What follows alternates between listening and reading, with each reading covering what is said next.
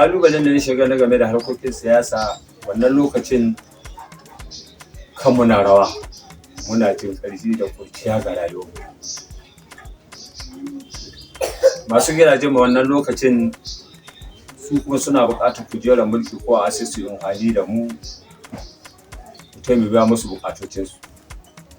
Amma daga cikinmu gaba ɗaya da mun ka fuskanci cewa babu wata kujera ko wani biyan buƙata suka mana sun ci zaɓe iyakarsu su ba mu ɗan kuɗi haka ko ɗan abin hawa shikenan ƙare da matsalolin. Wa'anne matasa ne lokacin kuna matasa suke abokanai gare ka ko kuma wa'anda kuka yi tashi a jihar Sokoto? To waɗanda abokaina na ƙware da dukkaninmu Allah ya shirye shi mu. Da muke tare da su Allah ya wasu rasuwa kuma wasu suna rayu. Muna da magana kamar irin su Baba Shaka, su Yodo Kila, su Aminu Bigare, su Alu Musahiru, su Shago. Amma dai gaskiya wanda muke tare shi na gida na tare ko shi a daga nan kurare. Idan kuka ga matasa kan suna rawa kamar yadda kuka baro a baya a irin yanzu, ya kuke kallon su ko kuma ya kuke ji ku? To gaskiya akwai bambancin kurciya tsakanin mu da su. Don mu kaga abinda a bambancin kurciya lokacin nan muna tsare addini, muna sallah kuma muna jin gaban magabatan mu kuma muna tsoron magabatan mu sukan gani kuma ba mu shaye-shaye. To bambancin da an ka samu yanzu akwai shaye-shaye.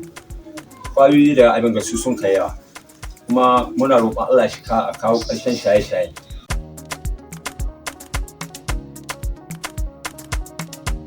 Sunana Alhaji Salisu Dan Bature gidan Hadi Sokoto. Na tashi cikin gwagwarmaya da rigingimuka na harkokin duniya. Amma duk lokacin da na tashi ban ba addini na ba kuma ban ba girmama magabata na ba. Ko da na tashi cikin ƙalubale ina neman abin da naci ne da harkokina na harkar mai kuma ina girmama magabata na kuma ina girmama dattijai kuma ina tanadin abin da na samu bani bazza da shi.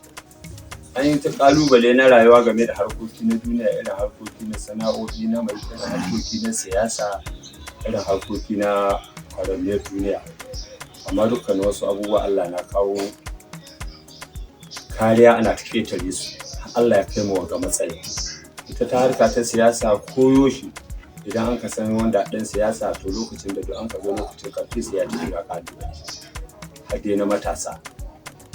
Ina ma ƙara kira ga harkar matasa yanzu game da wasu abubuwa na rayuwar duniya. Lokacin duk da kace siyasa za ka shiga abokina.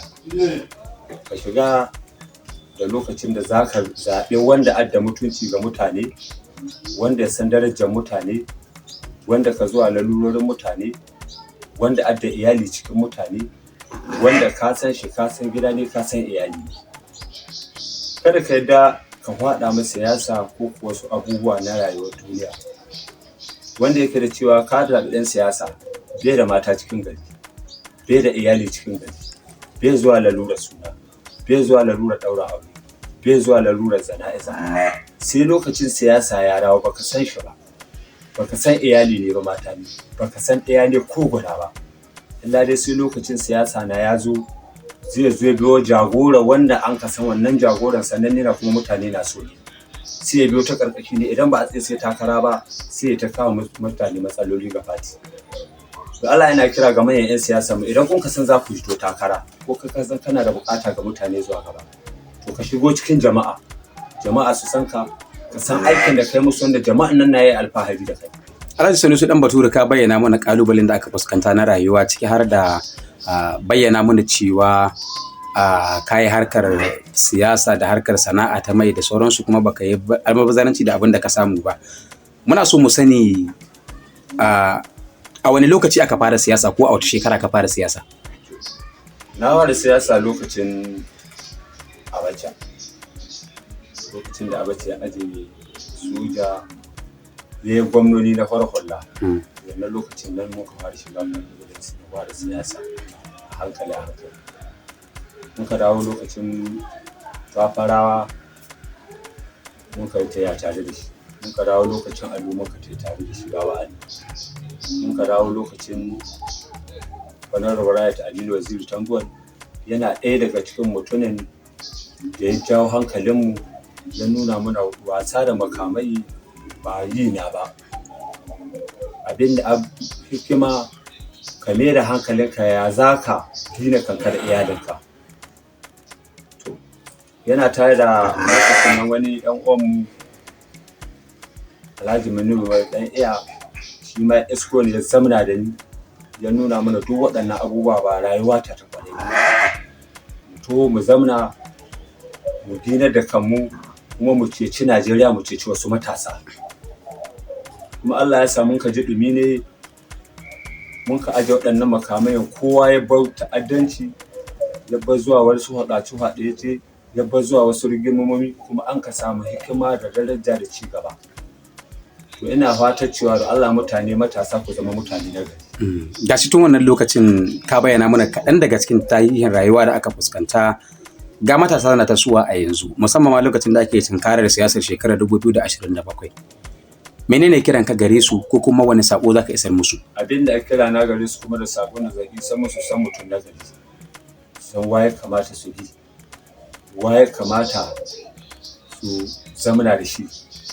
Ba wai a'a wanda zai ɗauka kuɗi shi baka ba, ko ya ɗauki wasu abubuwa, a'a wanda zai baka shawarwari na gari idan lokacin siyasa ya bi ɗan ma aikin yi ko ya bi ɗan ma 'yan uwanka aikin yi, shi an mutum. Ba wanda ka ɗaukan motoci ba ko mu iya ɗora tura ma. Idan siyasa ta ƙare ko ta wuce ya riga ya yi waci da kaya ta mutum. In tattaunawar da muke ka bayyana mana cewa abin da kake samu kana tanadi. Wata ƙilƙila mai kallo na so ya sani a matakin yanzu wace harka ake yi. To yanzu gwargwado dai muna harkoki da insha Allah. Ina harkoki na kiyo, ina kiwon kaji, ina kiwon tumaki, ina kiwon shanu. Idan sun kai wani lokaci zan sai su in juya in so wasu. Dama ina waɗannan sana'o'i, kuma in na samu ina harkar hilallaki. Ina sai hili in ya samu shekaru garan ko watanni in sai su in sai ƙarami.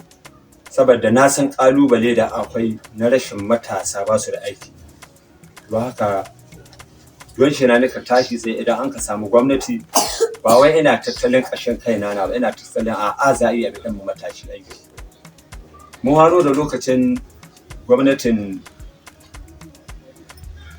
Baba Aliyu, lokacin da ya ɗauke mu aiki ya hudu mana shara amma daga kamfani. Mun ka to Allah ya ba mu gwamnatin Aminu Waziri Tambuwal, bayan ya jawo mana hankalin da cewa mu ban haɗa da makamai mu ban mu mami. Mun ka bari ya ce mi a buƙatar mun ka ce mai to mu ba kuɗi muka so ba. Kuma muna son da Allah albarkacin nan da aka yi a dakatar shi a ɗauki mutane aiki. Ya ce idan aka ɗauki matasa aiki ya muna, mun ka ce ya yi muna. Allah ya taimake mu ya ba mu mutum 550 aiki. Waɗannan mutum 550 da an ka ɗauka aiki shara, gwargwaro an rage wasu abubuwa da wasu illoli da wasu sace-sace da wasu ɓaci-ɓaci ta Sokoto. Kamar mutane matasa ne aka ba waɗannan aiki? Matasa an ka ba, an samu matasa, an samu da cijai kusan mutum 550 aiki su Aminu Waziri ya ɗauka shara, kuma ya ba su ofa, kuma ya ba su confirmation. Har bisa ga yanzu insha Allah matasan na nan na cin gajiya aikin, kuma suna nan suna amfani da waɗannan abubuwa. To a halin yanzu da ake tunkarar zaɓen shekarar 2027, an daina jin kuma ɗuriya ko kuma in ce wani ma wata ƙirƙila bai san ka ba amma yana jin sunanka. A ina alƙiblar ka take ko kuma a ina ka mai da hankali? To ni alƙiblar ta koma ga ɗan uwana. Don jini na ɗan uwana. Kuma duk wanda an ka ce jininka na ɗan uwanka na Alhaji Manuru ɗan iya. Kaga ban san wani dalili ba ko hujja da zantan. Ina ADC kuma ina biye da shi Manuru ɗan iya, duk fatin da yake da shi da Rayat Aminu Waziri Tambuwal ina tare da su. Saboda gaskiya ba su taɓa saba min da dukkanin abubuwan da nake, kuma suna mutunta ni suna girmama ni. Saboda dama abin da ɗan uwa tare ya kula da kai, ya kula da damuwar kai, kula da daɗin kai, kula da ciwon ka. Ni dai gwargwado alhamdulillah. Idan muka dawo baya lokacin da ka bayyana mana cewa ka fara shiga siyasa tun lokacin Abacha, mun san fuskanci ƙalubale da yawa. Muna so mu ji ko kaɗan daga cikin ƙalubalen da ka fuskanta na fannin siyasa, kama daga gida da kuma jihar Sokoto gabaki ɗaya. To ƙalubalen da na shiga na game da harkokin siyasa wannan lokacin kanmu na rawa.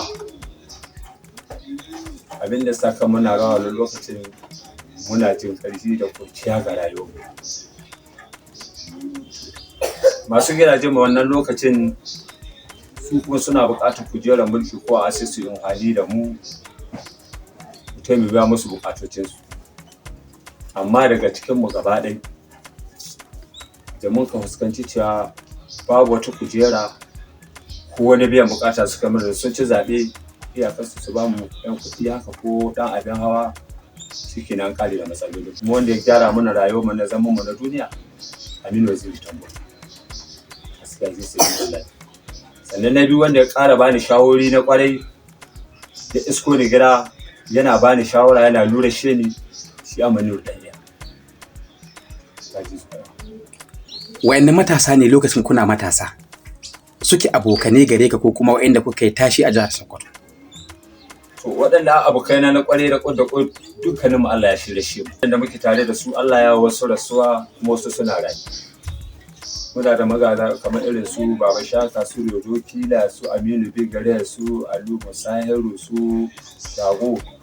Amma dai gaskiya wanda muke tare da shi na gida na tare ko shi ta daga nan. Mutu suna na waɗanda Allah ya shirye shi mu kowa ya kama kai ne kuma duk muna nan cikin jam'iyyar na ta ADC.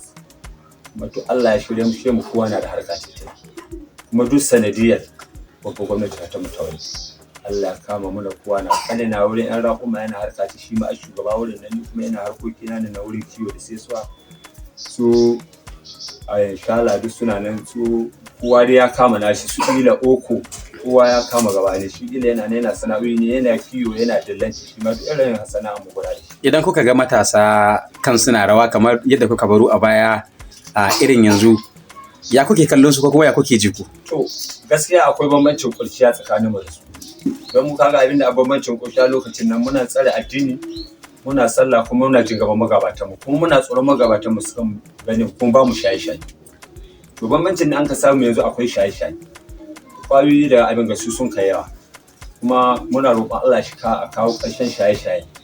Saboda shaye-shaye na da illa ga yaro. Mu kuma wannan lokacin kaga ba a shaye-shaye ba a komai kurciya ta ƙarfi na kawai ka ra'ayi ne na kurciya. To ka ji bambancin mu da su.